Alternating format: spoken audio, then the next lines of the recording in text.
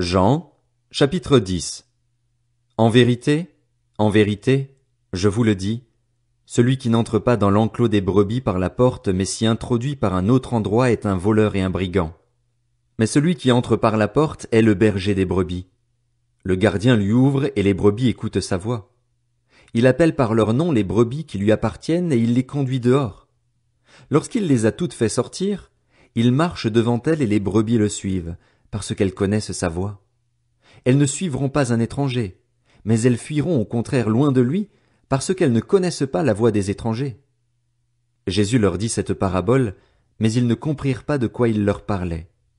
Jésus leur dit encore, en vérité, je vous le dis, je suis la porte des brebis. Tous ceux qui sont venus avant moi sont des voleurs et des brigands, mais les brebis ne les ont pas écoutés. C'est moi qui suis la porte. Si quelqu'un entre par moi, il sera sauvé. Il entrera et sortira, et il trouvera de quoi se nourrir. Le voleur ne vient que pour voler, égorger et détruire. Moi, je suis venu afin que les brebis aient la vie et qu'elles l'aient en abondance. Je suis le bon berger. Le bon berger donne sa vie pour ses brebis. Le simple salarié, quant à lui, n'est pas le berger et les brebis ne lui appartiennent pas. Lorsqu'il voit venir le loup, il abandonne les brebis et prend la fuite. Alors le loup s'en empare et les disperse. Le simple salarié s'enfuit, car il travaille pour de l'argent et ne se soucie pas des brebis. Moi, je suis le bon berger. Je connais mes brebis et elles me connaissent, tout comme le Père me connaît et comme je connais le Père. Je donne ma vie pour mes brebis. J'ai encore d'autres brebis qui ne sont pas de cet enclos. Celles-là aussi, il faut que je les amène. Elles écouteront ma voix et il y aura un seul troupeau, un seul berger. Le Père m'aime, parce que je donne ma vie pour la reprendre ensuite. Personne ne me l'enlève, mais je la donne de moi-même.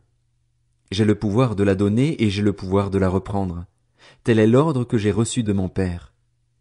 Ces paroles provoquèrent de nouveau une division parmi les Juifs. Beaucoup d'entre eux disaient, « Il a un démon, il est fou, pourquoi l'écoutez-vous » D'autres disaient, « Ce ne sont pas les paroles d'un démoniaque. Un démon peut-il ouvrir les yeux des aveugles ?» On célébrait alors à Jérusalem la fête de la dédicace. C'était l'hiver. Jésus marchait dans le temple, sous le portique de Salomon. Les Juifs l'entourèrent et lui dirent, « Jusqu'à quand nous laisseras-tu dans l'incertitude? Si tu es le Messie, dis-le-nous franchement. » Jésus leur répondit, « Je vous l'ai dit et vous ne croyez pas. Les œuvres que je fais au nom de mon Père témoignent en ma faveur, mais vous ne croyez pas parce que vous ne faites pas partie de mes brebis, comme je vous l'ai dit. Mes brebis écoutent ma voix, je les connais et elles me suivent. Je leur donne la vie éternelle. Elles ne périront jamais et personne ne pourra les arracher à ma main.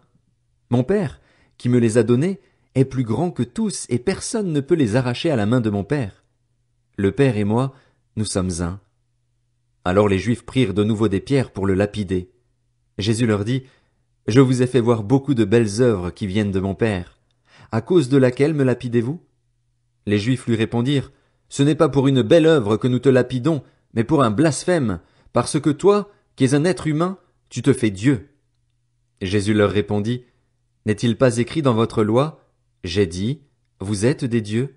S'il est vrai qu'elle a appelé Dieu ceux à qui la parole de Dieu a été adressée et si l'écriture ne peut pas être annulée, comment pouvez-vous dire à celui que le Père a consacré et envoyé dans le monde, tu blasphèmes, et cela parce que j'ai affirmé, je suis le Fils de Dieu? Si je ne fais pas les œuvres de mon Père, ne me croyez pas.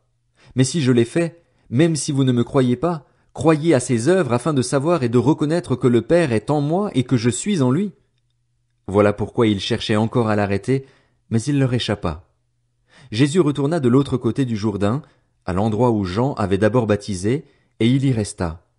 Beaucoup de gens vinrent vers lui. Ils disaient, « Jean n'a fait aucun signe miraculeux, mais tout ce qu'il a dit à propos de cet homme était vrai. » Et là, beaucoup crurent en lui.